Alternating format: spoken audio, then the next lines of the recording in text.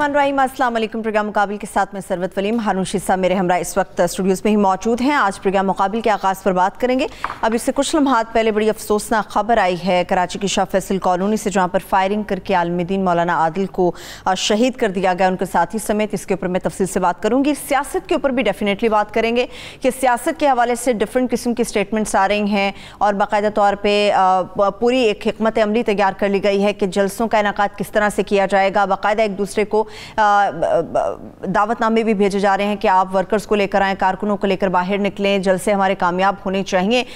मगर इसके साथ साथ आज बड़ी अहम और इम्पॉर्टेंट डेवलपमेंट ये है कि जब आर्मी चीफ ये अलल ऐलान और बिल्कुल वाज़ेह कह देते हैं कि आइन और कानून की रहनुमाई में जो भी मुंतखब होगी हुकूमत, उसकी भरपूर मदद की जाएगी। और इस वक्त अगर मुल्क की बात की जाए तो मुल्क दुरुस्त सिमत की जानिब बढ़ रहा है। इसके ऊपर मैं तफसील से बात करूंगी क्योंकि इमरान खान साहब भी ये कई बार कह चुके हैं कि फौज इस वक्त जमहूरी हुकूमत के साथ है, आइन और कानून के साथ है और आइन और कानून के दायरे में रहते हुए इस हुकूमत की मदद कर रही है। जहां पर हमें ज़रूरत पड़ेगी तमाम इदारों का इस्तेमाल किया जाएगा। मगर बिलावल भुट्टो ज़रदारी साहब कहते हैं कि अगर ये तमाम तर सूरत हाल के बाद अगर जेल भरने की इन्होंने बात की, इन्होंने ज़बरदस्त हमारी गिरफ्तारियां करने की कोशिश की, तो जेल भरो तहरीक शुरू कर देंगे, जगह कम पड़ जाएगी। सियासत क्या रुख इख्तियार करेगी, इसके ऊपर मैं तफसील से बात करूंगी। CCP लाहौर ने कल जो बड़ी अहम और इम्पॉर्टेंट तजवीज़ दी थी, पुलिस के कोर्ट मार्शल की तर्ज होने, इस किस्म के तर्ज के ऊपर एक चीज़ सामने आनी चाहिए ताकि पुलिस जो है अकाउंटेबल हो सके। बड़ी इंपॉर्टेंट डेवलपमेंट है, उसका फॉलोअप आपको पहुंचाएंगे। महंगाई के हवाले से हम बात करेंगे, उसका फॉलोअप भी आप तक पहुंचाएंगे। इमरान खान साहब ने क्या ट्वीट किया और क्या क्या इसके ऊपर प्लान्स जो है वो बनाए जा सकते हैं। सबसे पहले हारून साहब, सियासत के ऊपर बात होगी। बड़ी अफसोसनाक खबर जो कराची से आई उसके ऊपर भी बात करनी है, मगर आप एक इम्पॉर्टेंट खबर भी शेयर करने वाले थे सियासत के हवाले से। देखिए, नहायत काबिल एतमाद सोर्स से कहता है कि खुसरो बख्तियार और उनके भाई के 250 अरब रुपए के 250 अरब रुपए के असासे उसने डिस्कवर किए। 250 अरब 250 अरब रुपए के असासे डिस्कवर किए। उनके शुगर मिले हैं, एक वो अल्कोहल जिससे बनता है, वो गन्ने के मेरा ख्याल उससे रस से बनता है, जो इस्तेमाल होता है इसके लिए मुख्तलिफ इंडस्ट्रीज़ में, उसके लिए वो है। 3 शुगर मिले हैं उनकी। 169 5 साल में उनके दौरे हैं जिसकी वो तोजी नहीं कर सकते बैरून मुल्क। ठीक है, 24 मरबे उनकी ज़मीन है, माँ बाप हैं, 3 भाई हैं। वैसे ये बड़ी दिलचस्प बात है कि नादरा में 2 भाइयों का इंदराज है बतौर भाइयों के, वैसे वो 3 भाई हैं। अच्छा, ये मामला जो है इसकी तफ्तीश कर ली गई, इसको कैसे दबाया गया, क्यों दबाया गया, ये नाकाबिल फ़हम है। ये मुल्तान में चल रहा था, वहाँ से लाहौर लाया गया और ये कहा गया कि उनके पेरेंट्स के असासे हैं और ज़ाहिर है वज़ीर आज़म साहब ने भी सर्टिफिकेट जारी कर दिया उनके बरीयत का। तो ये बड़ी ही एक अफसोसनाक सूरत हाल है। अगर ये सही है, इस पे कोई GIT बननी चाहिए, इस पे कोई नोटिस लेने वालों को नोटिस लेना चाहिए, इसलिए कि न अगर ये वाक़या दुरुस्त है, मुझे जो सोर्सेज हैं वो कहते हैं कि 100% दुरुस्त है। ठीक है, अब ये दुरुस्त है 100%, ये 100% गलती है। इनकी कोई शुगर मिल नहीं है, फ़र्ज़ कीजिए शुगर मिल तो है, वैसे तो है, उसकी तरदीद नहीं करते। और शुगर मिल कैसे लगे? 24 मरबे तो कुल ज़मीन है। मेरी भी कुछ जरिया राजी है, मुझे मालूम है जरिया राजी से क्या आमदन होती है, कोई ख़ास काबिल ज़िक्र आमदन नहीं होती। और ये 169 मरतबा ये पाकिस्तान से बाहर कैसे गए और क्या करने के लिए गए? क्या वहाँ इनके कोई एसेट्स हैं और इनको बचाने की क्यों कोशिश की जा रही है? ये तो है जनाब खबर जो मैंने आपसे कहा था। मैं आपको किस तरह से अकाउंटेबल करते हैं वो। अब आते हैं आर्मी चीफ साहब की तरफ। उन्होंने तो हारून साहब, इमरान खान साहब पे तनकीद हो रही थी कि फ़ौज के हवाले से जो बातें कर रहे थे, मगर आज उन्होंने भी बात कर दी, हम हुकूमत के साथ हैं आइन और कानून के दायरे में रहते हुए। जी, आइन और कानून के दायरे में रहते हुए ही उनके हम साथ दे सकते हैं ना। मुझे आइन और कानून के हदूद से बाहर निकल के पोजीशन पे हमलावर तो नहीं हो सकते। और मुल्क भी दुरुस्त सिमत में है। और उसके साथ ये फिक्र बहुत अहम है कि मुल्क दुरुस्त सिमत में जा रहा है। इसका मतलब ये है कि हंगामा राय इस्टेब्लिशमेंट बिल्कुल नहीं चाहती है। फिर उन्होंने कामयाबियाँ गिनवाई हैं। वैसे ये बात दुरुस्त है कि हम मसाइल पे बहुत रोते हैं, मसाइल हैं भी संगीन। دیکھیں نا پولیس میں یہ بچوں کا خاص طور پہ جو معاملہ ہے یہ اتنا اذیت ناک ہے، اتنا اذیت ناک ہے کہ اس کے لیے لفظ ملتے نہیں ملتے. اور مہنگائی جو ہے وہ عام آدمی جو ہے وہ اس بری طرح پس رہا ہے کہ وہ بھی بہت ہی تکلیف دہ ہے. لیکن ہماری جو کامیابیاں انہوں نے گنوائی ہیں وہ فرضی اور جعلی نہیں ہیں، وہ اصلی اور حقیقی کامیابیاں ہیں، اور وہ مشکل کامیابیاں تھیں، وہ آسانی سے نہیں ہیں حاصل ہونے والے تھے. انہوں نے کہا ہم نے دہشت گردی کے خلاف جنگ جیتی ہے، اور دہشت گردی کے خلاف یہ ایک چھوٹی سی جنگ نہیں تھی، ایک بہت بڑی جنگ تھی. دیکھیں نا شام میں کیا ہوا ہے، لیبیا میں کیا ہوا ہے، عراق میں کیا ہوا ہے، افغانستان میں کیا ہوا ہے. ملکوں کے ملک برباد ہو گئے ہیں اور ان کے اٹھنے کی کوئی امید نہیں، ان کے متحد ہونے کا کوئی امکان نہیں ہے. کرد مسئلہ پیدا ہو گیا، عراق کی قوم تقسیم ہو گئی ہے بہت بری طرح سے، یہ پابندیوں کا شکار ہوئی ہیں. دہشت گردی کے خلاف جنگ تھی، کراچی میں لڑی جا رہی تھی. ایم جب چاہتی تھی شہر بند کر دیتی تھی. الطاف حسین اس کے آقا و مالک تھے، جس کو چاہتے تھے قتل کر ڈالتے تھے. صلاح الدین کو قتل کیا گیا، حکیم سعید جیسے شخص کو قتل کیا. صلاح الدین بھی کوئی کم بڑے آدمی نہیں تھے. بہادری کی بہت کہانیاں ہم نے پڑھی ہیں، مگر ایسی بہادری دیکھنے میں نہیں آتی. پاکستان کی تاریخ میں ایسے شجاع آدمی جرنلسٹ پیدا نہیں ہوا کبھی. حکیم سعید جس نے اتنا بڑا ادارہ بنایا، تعلیمی ادارے بنائے اور علم کو فروغ دیا، اور یہی لوگ ہوتے ہیں جو معاشرے کا یعنی ماتھے کا جھومر ہوتے ہیں معاشرے کا. ان کو قتل کیا گیا، 16,000 آدمی قتل کیا گیا. یہ اس کو بالکل مکمل طور پر یہ عسکری قیادت کی کامیابی ہے کہ اس کو اس کی مدد سے. مجھے یاد ہے کہ اس وقت جنرل کیانی بھی ڈاؤٹ میں تھے، ڈاکٹر سڈل بھی ڈاؤٹ میں تھے کہ یہ جو کر سکے گی اپنا رینجرز ایسا کر سکے گی. لیکن رینجرز نے ایک ایسا لیڈر وہاں پیدا کیا جس نے پہلے آدمی نے بھی ٹھیک کام کیا، بس دوسرے نے تو کمال ہی کر ڈالا. اس کو بالکل 200-250 ارب روپے کی سمگلنگ کی انڈسٹری تھی، اسلحہ باہر سے آتا تھا، اب بھی کچھ نہ کچھ ہوتی ہے. اور اغوا برائے تاوان تھا، بھتہ لیا جاتا تھا وہ سارا. بلوچستان کے بعد اضلاع میں پاکستان کا جھنڈا نہیں لگ سکتا تھا. ایسا ہی ہے. پھر میں نے سفر کیا حبیب اکرم صاحب کے ساتھ کوئٹہ سے وہاں تک بغیر کسی گارڈ کے، یعنی کہ شہر میں بھی کہا جاتا تھا کوئٹہ میں احتیاط برت. قبائلی پٹی میں جو صورتحال تھی، وزیرستان میں اب وہ پھر متحد ہو رہے ہیں. بلوچستان کے جس اضلاع میں وہ بھتہ لیتے تھے وہاں جھنڈے لہرا رہے ہیں پاکستان کے. پاکستان نے وہاں بہت سے ادارے بنا دیے ہیں جہاں بچے. چمالانگ میں میرا خیال ہے اب تک 30-40 ہزار بلوچستان کے بچے پڑھ چکے ہیں. 20,000 سے زیادہ آدمی فوج میں بھرتی ہو چکے ہیں. کبھی فوج میں 2-4 ہزار بھی بلوچستان سے لوگ نہیں ہوتے تھے، ان میں بڑے اچھے افسر ہیں، اور they are the finest soldiers. میں ان کے وہ جو پریڈ تھی پہلی، میں اس کو دیکھنے کے لیے گیا اور مجھ سے ضبط نہیں ہو سکا. میں اسٹیج سے اٹھا اور وہاں چلا گیا جہاں وہ پریڈ کر رہے تھے آدھا کلومیٹر آگے، اور میں انہوں نے دیکھا نہایت قابل رشک ہے. ویسے پاکستان تو ساری جو نسلیں ہیں، سندھی بھی، بلوچ بھی، پنجابی بھی، پشتون بھی، چترالی بھی. وہ کل کسی نے لکھا تھا گلگت بلتستان سے کسی نے پاکستان کے بارے میں کوئی بات کی کہ یہاں آؤ تو صحیح، دیکھو یہاں ہر گاؤں میں 10 شہیدوں کی قبریں ہیں، یہاں آؤ تو صحیح، یہاں آؤ تمہارا منہ کالا ہو جائے. تو خیر یہ ایک جنگ جو ہے وہ جیتی گئی. پھر انہوں نے کہا ٹڈی دل کے خلاف جنگ جیتی ہے. سیلاب اور طوفان جب آئے ہیں ان کے خلاف جب فوج کو بلایا گیا ہے. اب وہ کہتے ہیں کہ 5th جنریشن وار ہے. یہ لوگوں کو سمجھنا چاہیے کہ 5th جنریشن وار کیا ہے. انفیکٹ ہے کیا؟ ریاست کے خلاف لوگوں کو اکسانا، ریاست کی بنیادوں کے خلاف اکسانا. وہ ایک بزرگ میرے رہی ہیں اسلام آباد میں، وہ کہتا ہے مسلمانوں کو دعائیں یاد کرائی جائیں گی، بچوں پہ بڑی مصیبت آ پڑی، سیڑھی چڑھنے کی دعا، سیڑھی اترنے کی دعا. آپ کو پتا ہے وہ دعا کیا ہے؟ اللہ اکبر اور سبحان اللہ، جو ہر بچے کو ویسے ہی آتی ہے. 2 کلمات ہیں جی، کلمات ہیں. اچھا، اس کی نظریاتی بنیادوں کو مشکوک بنا دیا جائے. فوج ٹارگٹ ہے اس لیے کہ وہ صرف جغرافیائی سرحدوں کی حفاظت نہیں کرتی، نظریاتی سرحدوں کی. مجھے یاد ہے جس دن جنرل کیانی نے کاکول میں کھڑے ہو کے کہا تھا کہ پاکستان کی بنیاد اسلام ہے، تو کیسے یہ پینک میں گئے تھے. اس کا علاج کیا کرتے ہیں؟ امپیریلزم، اس کا استعمار اس سے کہ کس طرح اس سے نمٹتا ہے. دیکھیے اس میں انڈیا شامل ہے. امپیریلزم سے مراد صرف دوسرے لوگ نہیں ہیں، یہ بھی شامل ہے. پیسہ تو یورپ سے بھی آتا ہے اور جگہوں سے بھی آتا ہے. یہ چھوٹی چھوٹی تنظیمیں بناتے ہیں, چھوٹی بھی بڑی بھی, مسلح تنظیمیں بھی.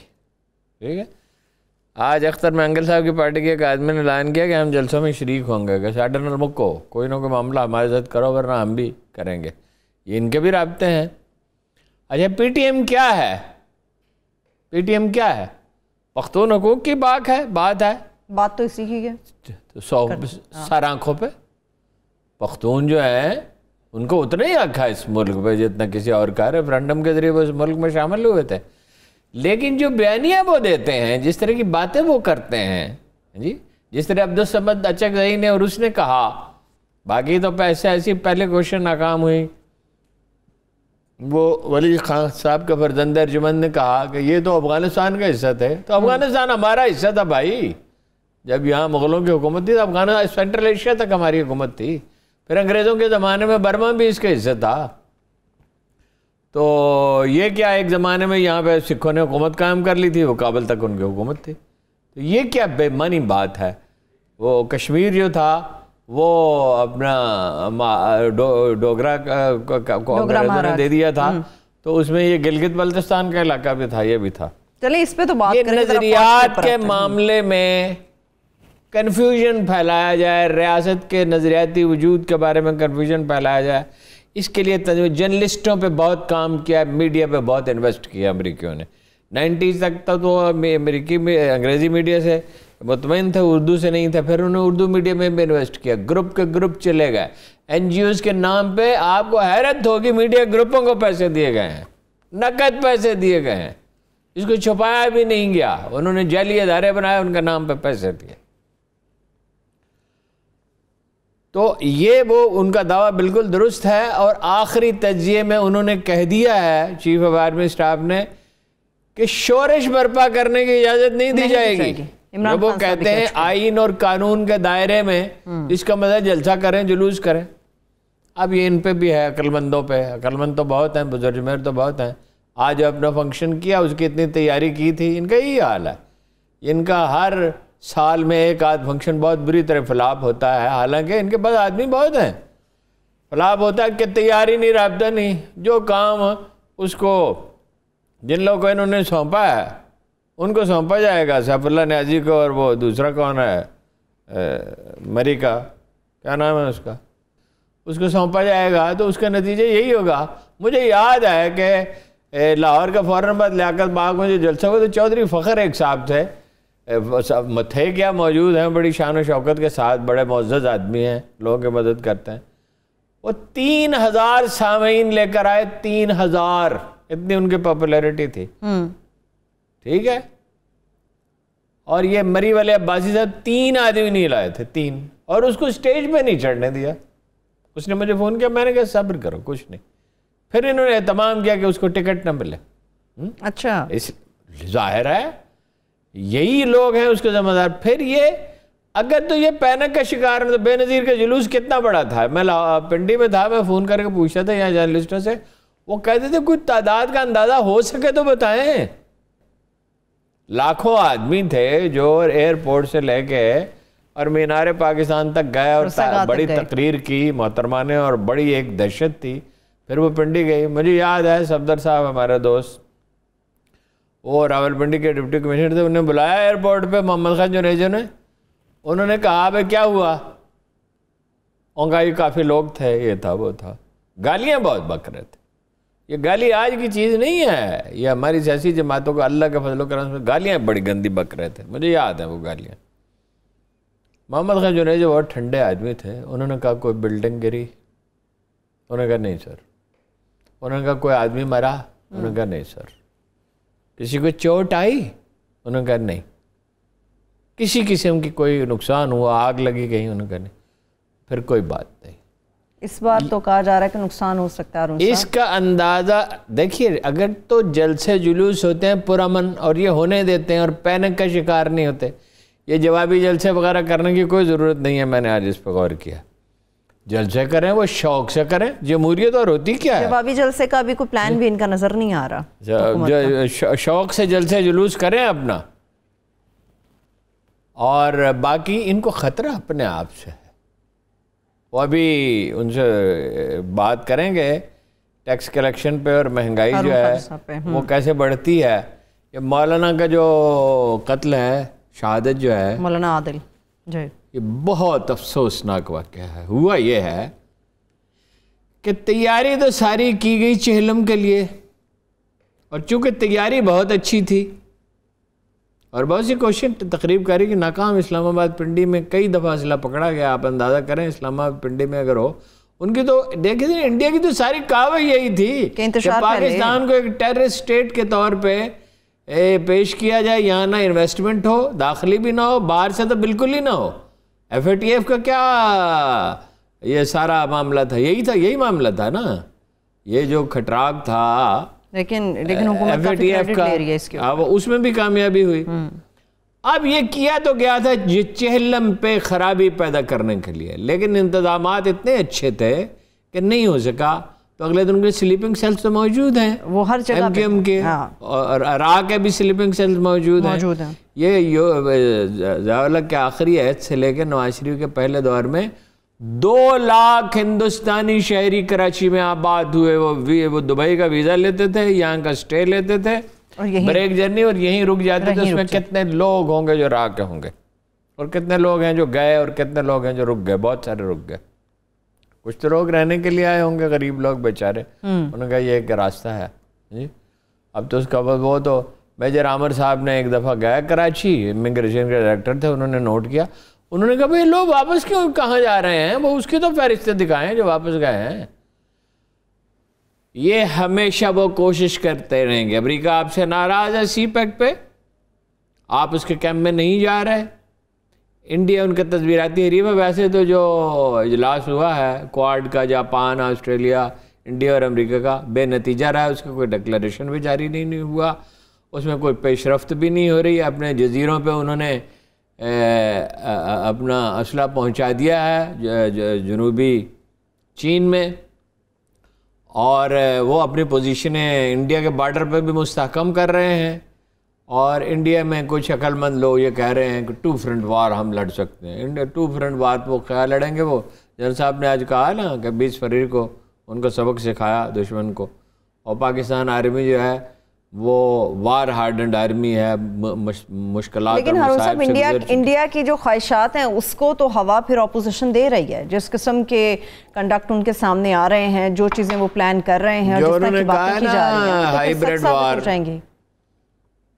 اب اگر میرا اندازہ غلط ہے تو میں معافی چاہتا ہوں. میرا خیال ہے اس کا اشارہ نواز شریف کی طرف بھی ہے، اس لیے کہ یہ اس کی تردید نہیں کی گئی ہے. بہت ذمہ دار ایک اخبار نویس نے کہا ہے کہ انہوں نے ایک عرب ملک کے ذریعے امریکیوں سے رابطہ کیا نواز شریف صاحب نے. وہ افغانستان کی وجہ سے اور الیکشن کی وجہ سے پھنسے ہوئے ہیں. دیکھیں پاکستان کی بہت سی کامیابیاں. افغانستان میں انہوں نے کہہ دیا کہ جی کرسمس وہیں منائیں، واپس آ جائیں. اور اس کا مطلب یہ ہے کہ وہ ایک ایسا پروسیس شروع ہو گیا جس کو روکنا جو ہے، اگر وہ ٹرمپ ہار گئے پھر بھی مشکل ہوگا. لیکن وہ ہمیشہ سے یہ کہہ رہے ہیں اور 2-3 ہزار آدمی رہ جائیں گے، اس لیے کہ افغانستان سے کسی طرح کا تعلق تو رکھنا چاہتے ہیں، اڈے رکھنا چاہتے ہیں، مالی مدد دیں گے، انٹیلیجنس نیٹ ورک رکھیں گے، یہاں اپنا انفلوئنس رکھیں گے. یہاں سے مکمل طور پہ تو نہیں جانا چاہتے. لیکن پاکستان کی اچیومنٹس بھی بہت بڑی ہیں.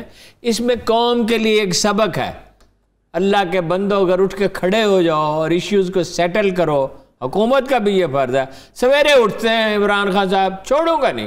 چلیں عمران خان صاحب پہ بات چھوڑوں گا نہیں، شام ہوتی ہے چھوڑوں گا نہیں. چلیے او بھائی یہ کام چھوڑو جو احتساب کرنے کا ہے، خسرو بختیار سمیت سب کا احتساب کرو، اور بالکل نہ معاف کرو نواز شریف کو. تو بلاول پہ ٹھیک کہہ رہے ہیں نا کہ یہ احتساب نہیں ہے، یہ صرف اپوزیشن کا ذاتی انتقام ہے. میں ایک چھوٹی سی بریک کی طرف بڑھ رہی ہوں.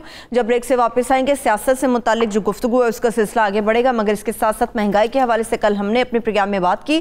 وزیر اعظم پاکستان عمران خان صاحب نے اس معاملے کو دیکھا ہے، ٹیک اپ کر لیا. اس کے اوپر بھی فالو اپ تک پہنچائیں گے. ہمارے ساتھ رہیے.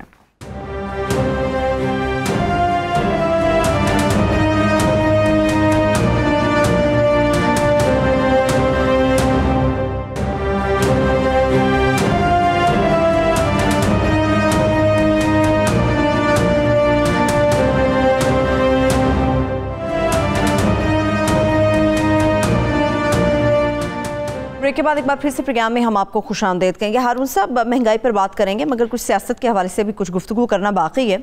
آج قریشی صاحب نے کہا ہے کہ بہت ساری پی ڈی ایم کی ایسی جماعتیں ہیں تقریباً جو استعفوں کے لیے تیار نہیں ہیں. اگر یہ لوگ استعفے دے بھی دیتے ہیں تو حکومت اس وقت مکمل طور پر تیار ہے کہ الیکشن کرائے جا سکتے ہیں. اگر الیکشن کے آفر دے رہی ہے حکومت تو پھر یہ شور شرابہ کیسا, یہ ہنگامہ کیسا, یہ جلسے کیسے پھر؟ نہیں, الیکشن کے آفر تو نہیں دے رہی. نہیں, حکومت کہہ رہی ہے کہ اگر استعفے دے دیں ہاں تب الیکشن ہم کرانے کے لیے تیار بیٹھے. اچھا, وہ تو کہہ رہے ہیں انہیں سوٹیبل الیکشن. دیکھیے اس کا انحصار ہے پیپلز پارٹی پہ. پیپلز پارٹی ابھی تک اس معاملے میں یکسو نہیں ہے, اور یکسو ہونا اس کے لیے سہل بھی نہیں ہے. اس لیے کہ اگر وہ الگ ہوتی ہے تو سندھ حکومت جاتی ہے, اور اس کی کون ضمانت دے سکتا ہے کہ اگلی دفعہ سندھ میں ان کی حکومت ہوگی.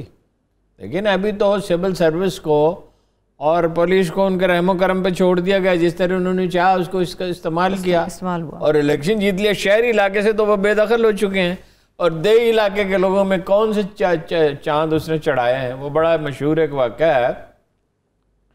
وہ سینائی ایک شاعر تھے, اپنے عہد کے سب سے بڑے شاعر سمجھے جاتے تھے. وہ دربار جا رہے تھے قصیدہ پڑھنے کے لیے, تو وہ ایک وہ بادہ فروش کے اس کے پاس سے گزرے, تو انہوں نے دیکھا کہ ایک آدمی جو مانگ کر جو لوگ بادہ نوشی کرتے تھے انہیں لائی خار کہتے تھے پرانی فارسی کی اصطلاح میں.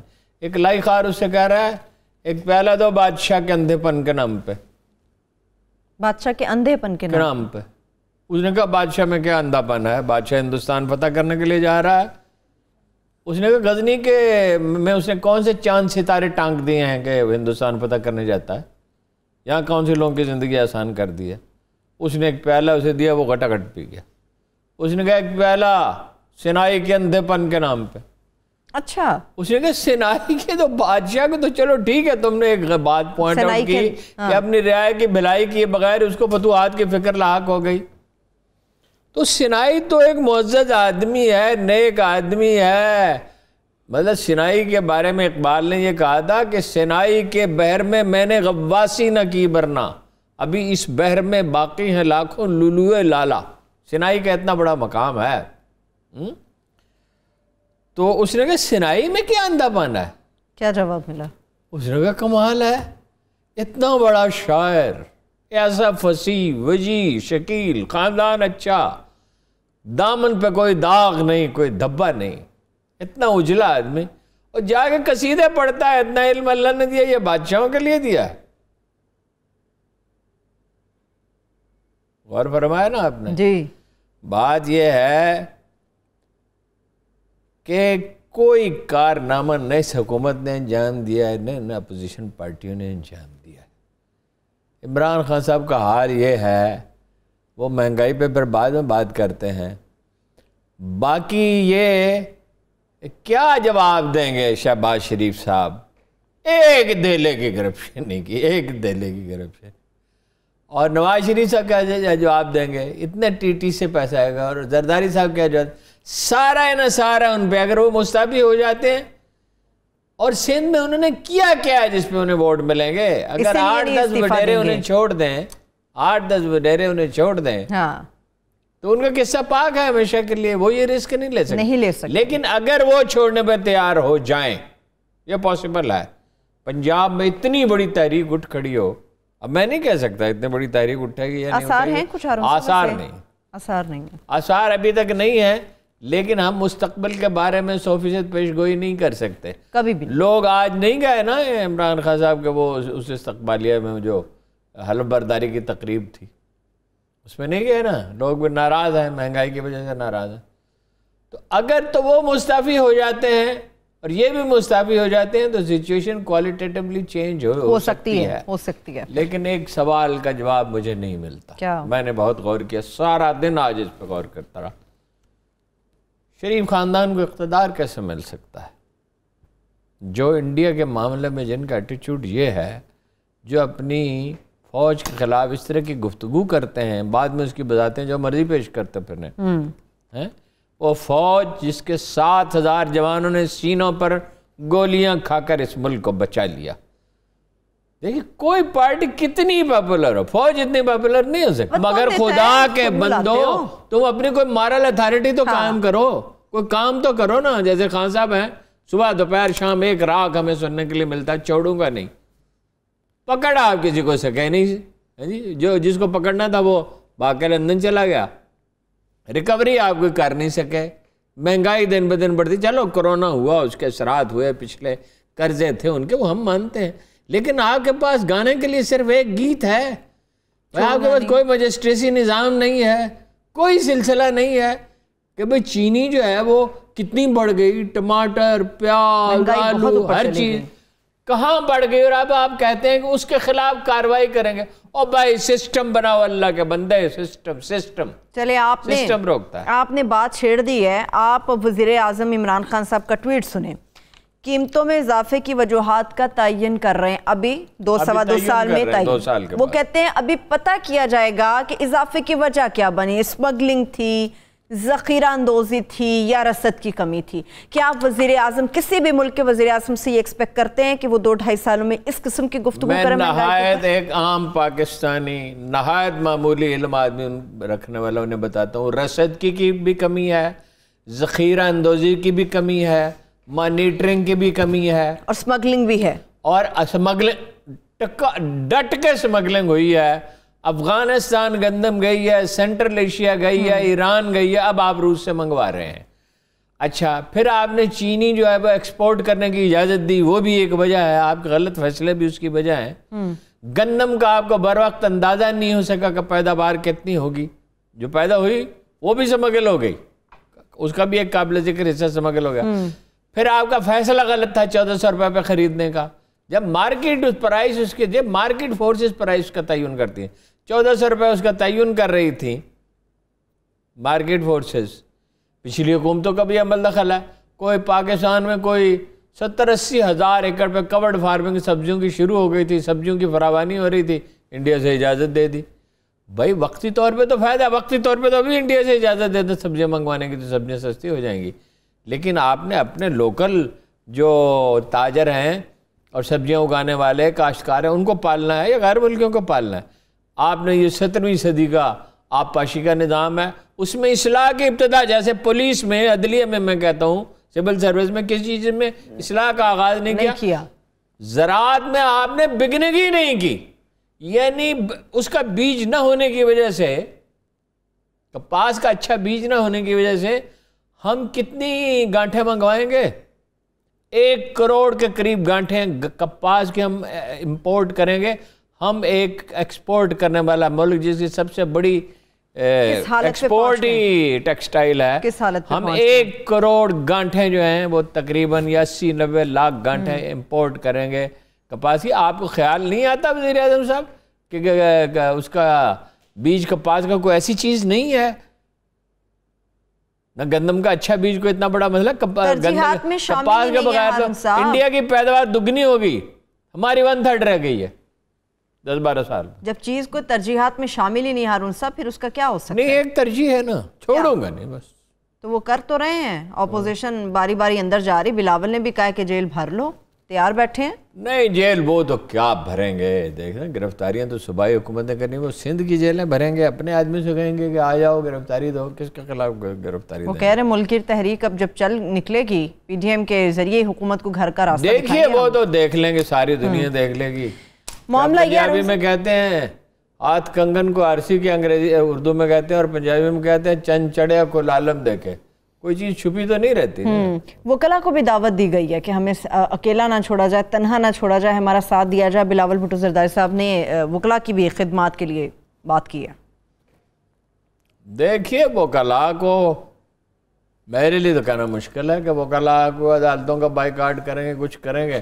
کچھ نہ کوئی وکلا اپنا رول تو چاہتے ہیں. پچھلے دنوں آپ نے کلپ دیکھا تھا جس میں ایک وکیل جو ہے جج کی اس طرح تذلیل کر رہا ہے کہ اس طرح کوئی باس اپنے پی این کی تذلیل بھی نہیں کرتا. جی وہ وکلا اپنا ایک رول تو چاہتے ہیں. یہ معاشرے کی ساخت ایسی ہو گئی ہے کہ اس میں ہر طبقہ اپنا رول بڑھانا چاہتا ہے. ایک نیم انارکی کی سی کیفیت ہے. حکومت کی رٹ کہاں ہے؟ حکومت کی رٹ کہاں ہے؟ وہ سول سروس کہاں ہے جو احکامات نافذ کیا کرتی ہے؟ کوئی آج میں نے ایک صاحب سے پوچھا کہ آپ سرکاری افسروں سے رابطہ میں رہتے ہیں؟ ان کی ڈیوٹی تھی. انہوں نے کہا ہاں رہتا ہوں. انہوں نے کہا جس ڈپٹی کمشنر سے میں نے بات کی اس نے کرونا کے بارے میں بات کی, پٹواریوں کے بارے میں کچھ بات کی, فلاں چیز. پرائز کنٹرول میں میرے ساتھ کسی نے بات نہیں کی. چلے میں کوشش کرتی ہوں اگر پروڈیوسر صاحب ہارون خواجہ صاحب کو بھی ہمارے ساتھ لے لیں تو اس کے اوپر بات کریں گے. لیکن ہارون صاحب آوازیں اٹھ رہی ہیں کہ نون لیگ کے اندر سے لوگ کچھ ہیں بغاوت کے لیے تیار بیٹھے ہوئے ہیں. ادھر وہ کہہ رہے ہیں خواجہ صاحب نون لیگ کے اندر بھی ایسے لوگ موجود ہیں, 5 تو انہوں نے نکال ہی دیا اور اس میں بڑے غصے کا اظہار کیا وفاداروں نے. لیکن یہ ہے کہ ان کا موقع بھی ہے کہ فوج کے خلاف بات کریں گے تو ہم نہیں سنیں گے. اپنے اداروں کے ادھر انہوں نے کہا ہے خواجہ آصف صاحب نے کہ ایک وزیر نے ٹیلی فون کیا ہے, اچھا, اور اس نے کہا 10-11 آدمی میرے ساتھ ہیں, اچھا, اور ہم آپ کا انتظار کر رہے ہیں. نواز شریف صاحب کا ایک ساتھی کو فون کیا. اچھا, مجھے تو یعنی جو اشارہ انہوں نے کرنے کی کوشش کی, مجھے نہیں پتا اس میں صداقت ہے یا نہیں. اشارہ انہوں نے کرنے کی کوشش کی وہ تو شاہ محمود کی طرف ہے. شاہ محمود ہی ہیں جو اپنے سارے آپشن اوپن رکھتے ہیں. لیکن یہ کہ شاہ محمود موجودہ حالات میں کیسے کریں گے ٹیلی فون, اور 10-11 آدمی ان کے ساتھ ہیں بھی نہیں, تو میری سمجھ میں نہیں آتا. دیکھیے راستے کیا ہیں. نو کانفیڈنس بہت مشکل ہے. ٹھیک ہے, عمران خان کو نکال کے ایک فارمولہ یہ کہ اس کی پارٹی کا دوسرا آدمی لایا جائے, یہ ناممکن ہے. پارٹی تو کھڑی عمران خان صاحب کے اوپر ہے, کوئی شبہ نہیں ہے اس میں, کوئی شبہ نہیں ہے. کچھ بھی کہیں, یہ واقعی ایسا ہے. یہ پارٹی اسی کے نام پہ کھڑی, اسی نے بنائی, اسی نے چلائی, اسی کے گرد ورکر جمع ہے. یہ بھی نہیں ہو سکتا. تیسری صورت یہ ہے کہ وہ اتنا طویل ایجیٹیشن کریں, اگر وہ یہ کر گزریں اور استعفے دے دیں تو نئے الیکشن کی طرف بات جا سکتی. چلے میں بریک کی طرف جا رہی ہوں.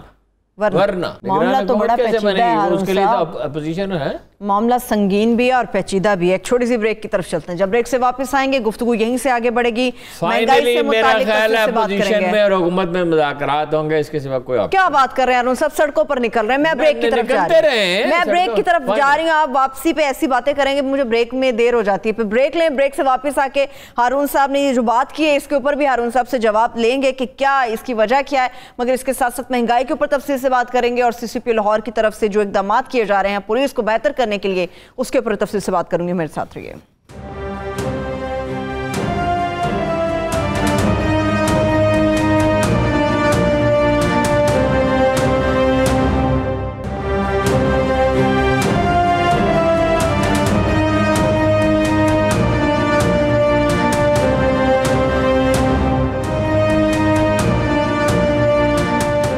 بریک کے بعد ایک بار پھر سے پروگرام میں ہم آپ کو خوش آمدید کہیں گے. مہنگائی کے اوپر بات کریں گے. ہارون صاحب اس وقت ہارون خواجہ صاحب ہیں جو کہ چیئرمین پاکستان فریڈم موومنٹ ہمارے ساتھ موجود ہیں.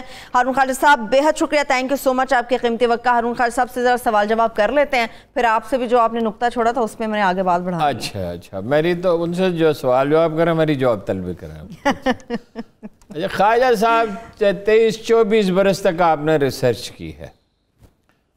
ویسے تو ہم آپ سے یہ پوچھنا چاہتے ہیں اکانومی کیسے ٹھیک ہو سکتی ہے, گورننس کیسے ٹھیک ہو سکتی ہے, لیکن خاص طور پہ یہ فرمائیے کہ یہ ایف بی آر کا کوئی علاج اس نیلے آسمان کے نیچے ممکن ہے کیا؟ یہ کوئی اسے ہاتھ نہیں ڈالتا, کوئی اسے چھیڑتا نہیں ہے, کوئی اس کی اصلاح کی کوشش نہیں کرتا, کوئی حل اس کا ممکن ہے؟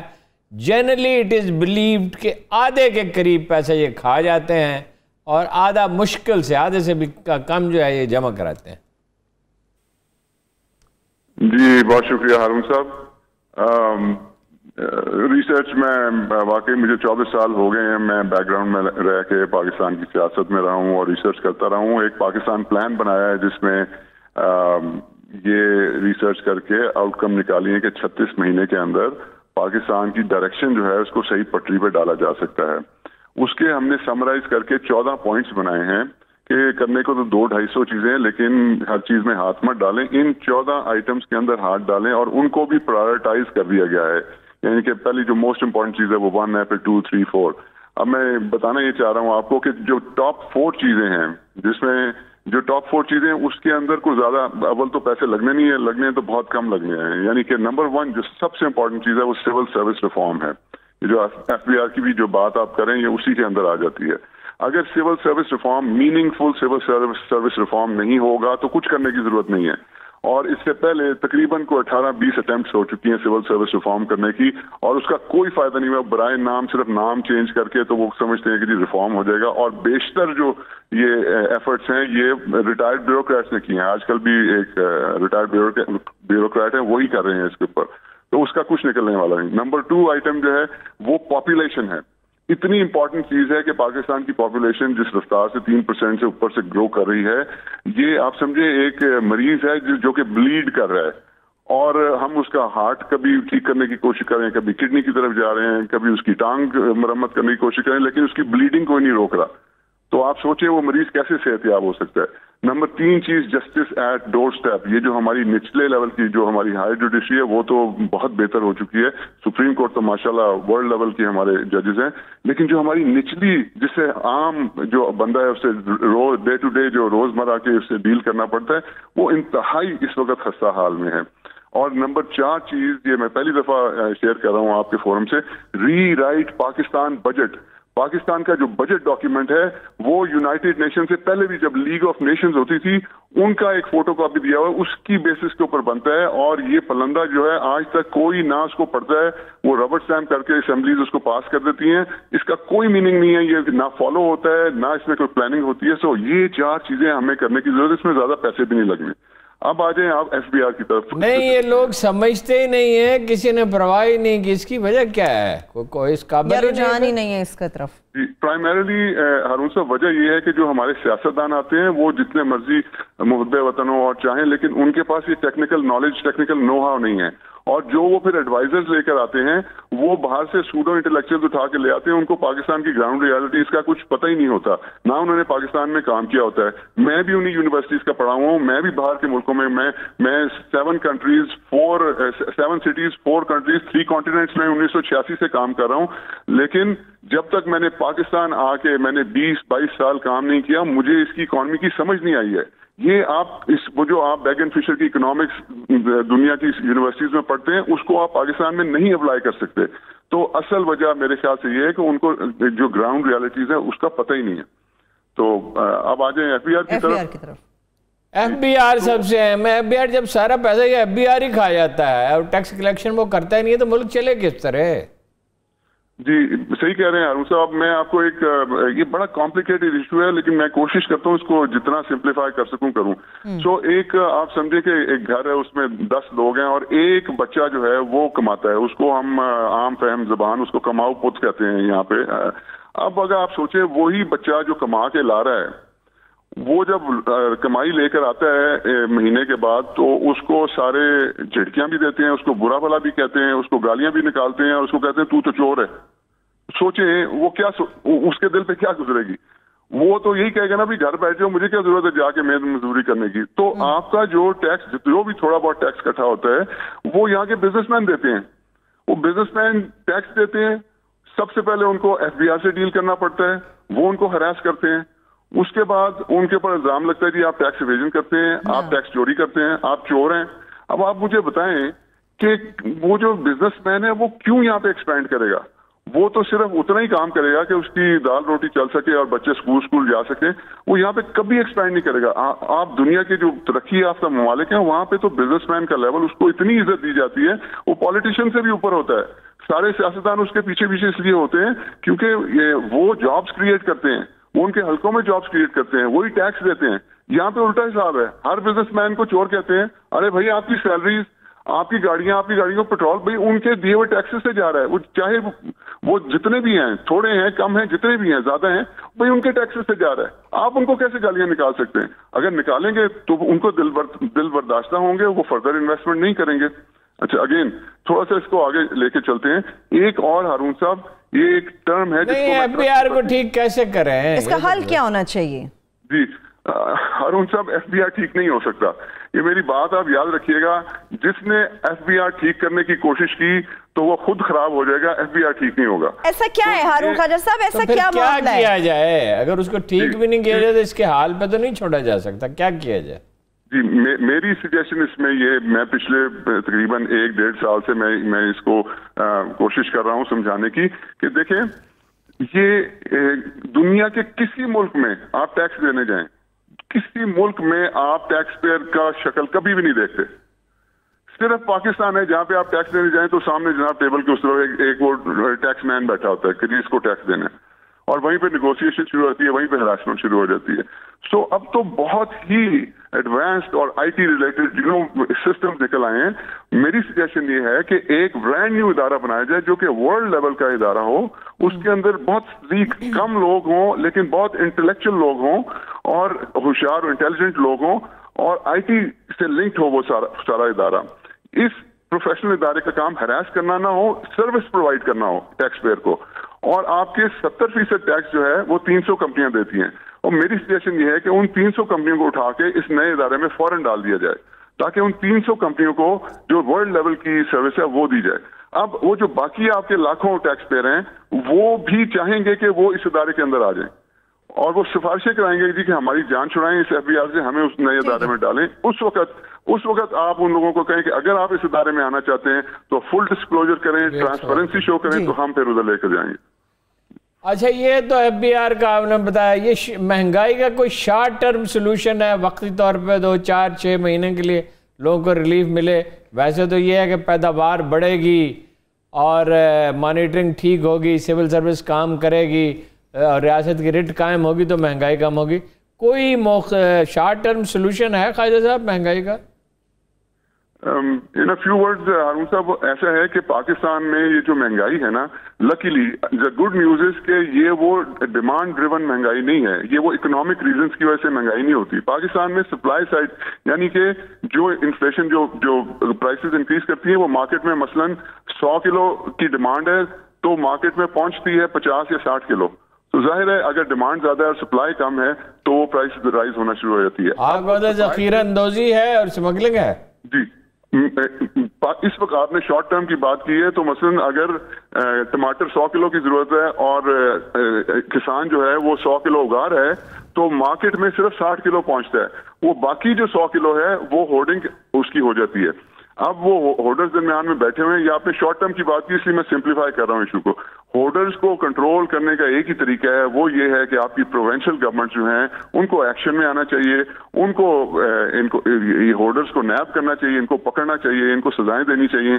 لیکن دیکھیں اگر وہ جو پکڑنے والے ہیں وہ ہی بیچ میں ملوث ہوں تو وہ کیسے یہ کام ہو سکتا ہے. تو آپ کی صوبائی حکومتوں کو ذرا اسٹرانگ ہونا چاہیے, مسل دکھانا چاہیے, اور یہ ہولڈنگ کو روکنے کی بہت ضرورت ہے امیڈیٹ. تو یہی شارٹ ٹرم سولوشن ہے. پھر تو ایک ہی سوال رہ جاتا ہے, عثمان بزدار صاحب کے ہوتے ہوئے صوبائی حکومت متحرک ہو سکتی ہے؟